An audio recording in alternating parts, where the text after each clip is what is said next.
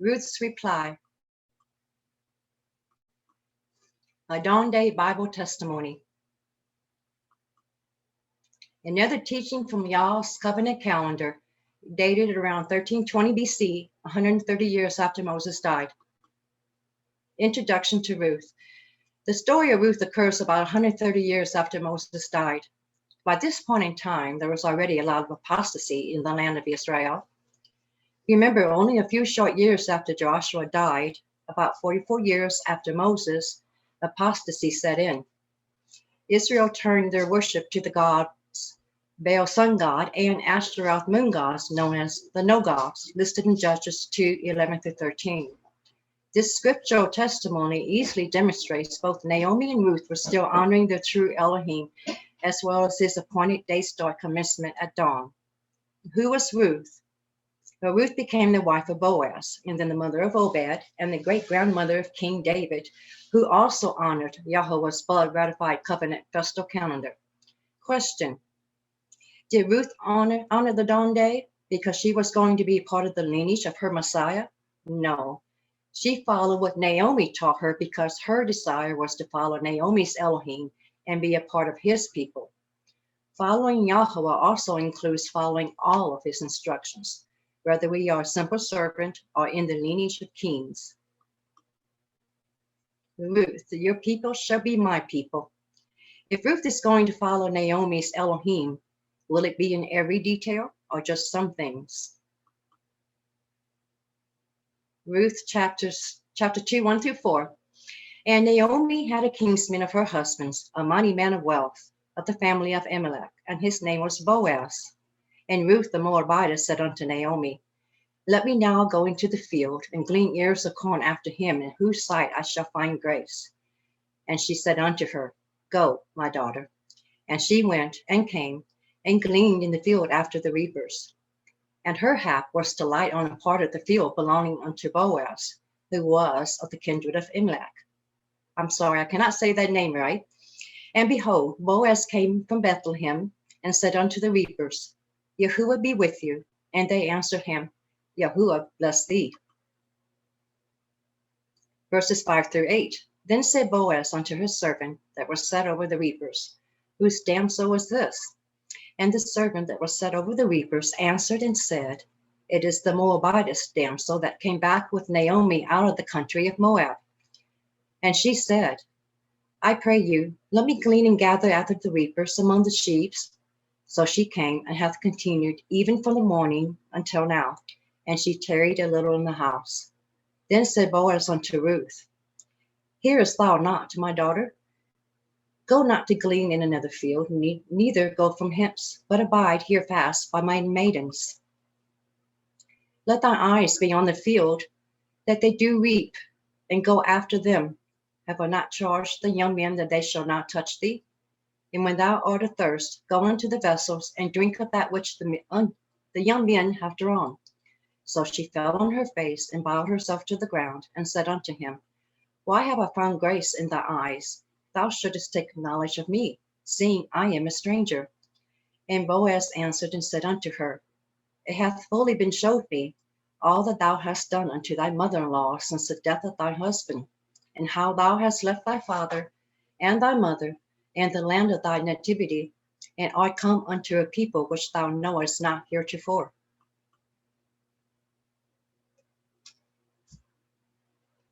Verses 12-14. May Yahuah recompense thy work, and the full reward be given thee unto Yahuah, your Elohim of Israel, under whose wings thou art come to trust.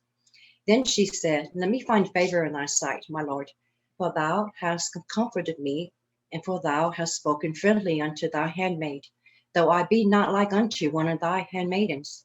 And Boaz said unto her, At mealtime come thou hither, and eat of the bread, and dip thy morsel in the vinegar. And she sat beside the reapers, and he reached her parched corn, and she did eat, and was sufficed and left. Verses 15-18. And when she was risen up to glean, Boaz commanded his young men, saying, Let her glean even among the sheaves, and reproach her not.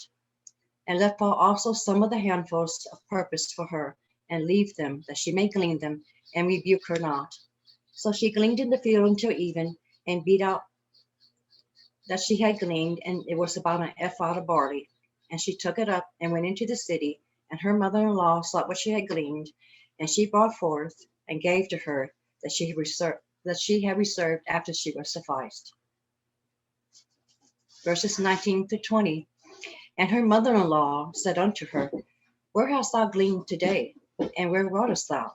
Blessed be he that did take knowledge of thee. And she showed her mother-in-law with whom she had wrought, and said, The man's name with whom I wrought today is Boaz. And Naomi said unto her daughter-in-law, Blessed be he of Yahuah, who hath not left off his kindness to the living and to the dead. And Naomi said unto her, The man is near of kin unto us, one of our next kinsmen. Verses 21 through 23. And Ruth the Moabitess said, He said unto me also, Thou shalt keep fast for my young men until they have ended all my harvest. And Naomi said unto Ruth her daughter-in-law, It is good, my daughter, that thou go out with his maidens, that they meet thee not in any other field. So she kept fast by the maidens of Boaz to clean unto the end of the barley harvest, and of the wheat harvest, and dwelt with her mother-in-law. Where hast thou gleaned today? Will the record of Ruth gleaning barley indicate a sunset start of the new cycle? Or will the full record of Ruth gleaning barley indicate a single 24-hour period, therefore eliminating the possibilities of supporting sunset theory in this epic of Ruth? Do the definitions of the Hebrew word yom for day permit a length of time that includes 2 cycles or 2 days? Verses 2 through 7, Boaz meets Ruth. Ruth seeks permission from Naomi to glean grain behind the reapers. Ruth was divinely led to glean in the field of Boaz. Boaz questions the servant who the new maiden is in his field.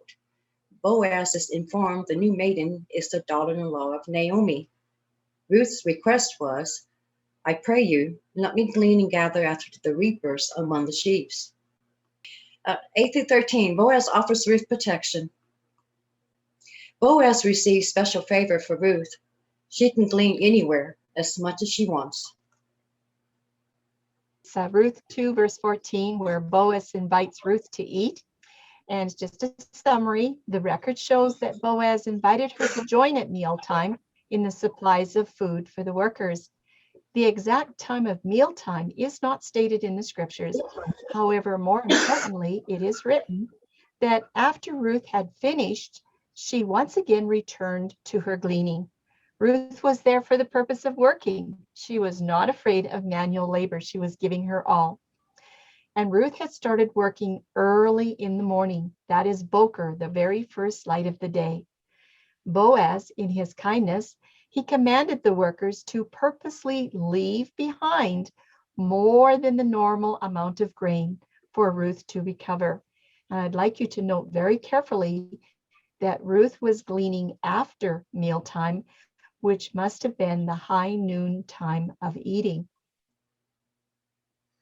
Provisions for Ruth. Verse 17, she gleaned in the field until even, and beat out all that she had gleaned, and it was about an ephah of barley. Even, strong 6153 Arab, from 6150 dusk.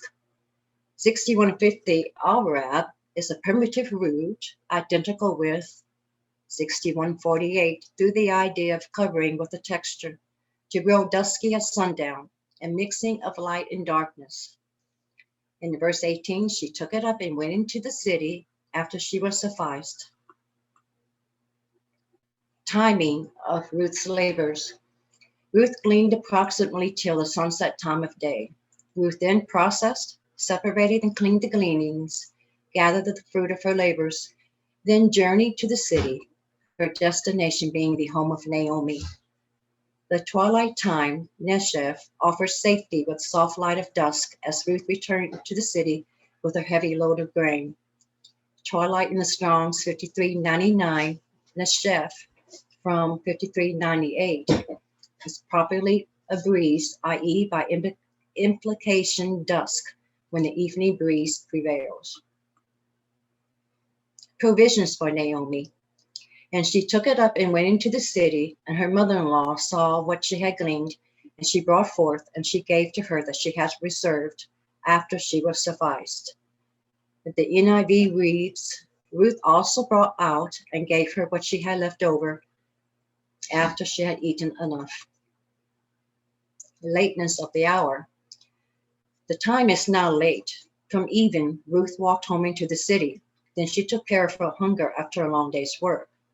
After Ruth was satisfied, had satisfied her physical hunger, she then brought forth the fruit of her labors, the grain gleanings, to share with her mother-in-law. This would well be into the night season. Naomi's question in verse 19a, and her mother-in-law said unto her, Where hast thou gleaned today? And where wroughtest thou?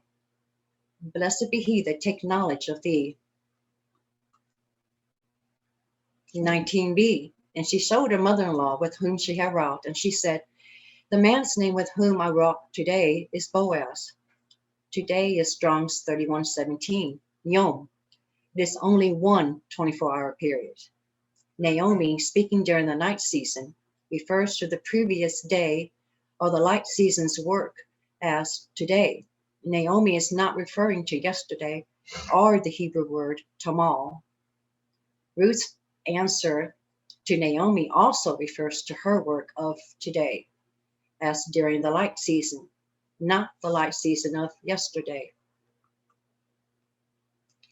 Let's place these events on two different charts.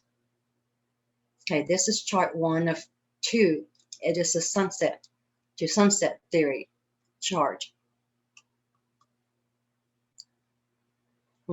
Notice in the new brackets, this is day 1 on a sunset to sunset 24-hour cycle pattern.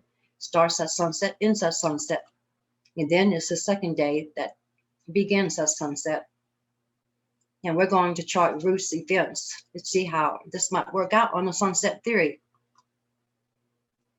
It's recorded in verse 7 that Ruth gleans in the early morning, Boker. Verses 9 through 12, Boaz positively affirms Ruth's position to glean in his field and offers her fresh water. 14 through 16, Boaz invites Ruth for food. She eats and goes back to work.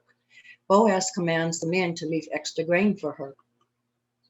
17 through 18, Ruth gleans until even. See the arrow up there, we're now in day 2. I want y'all to take note of that. Ruth gleans until even, then beats out the gleanings, then walks back to Naomi's home in the city. Verse 18, Ruth eats first, then brings the grain to share with Naomi.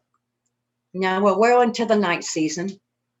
In verse 19, Naomi asks Ruth, Where hast thou gleaned today? Take note, this night season is not part of the same cycle where Ruth was gleaning. The night falls on day 2, or the tomorrow, according to sunset theory. Huge error. No, sunset changed the day and the date. So is the Hebrew correct in Ruth 2:19 or not? So we have some questions here. What happened with the sunset while Ruth was gleaning? Did sunset not instigate a new cycle on this particular occasion, as many claim with that sunset theory? According to the understanding of sunset theory, both Ruth and Naomi would have needed to use the Hebrew word tomol, or yesterday. Naomi should have said, Where did you glean yesterday? But she didn't, she used today. If the series of events uses portions of 2 days, not just 1 day.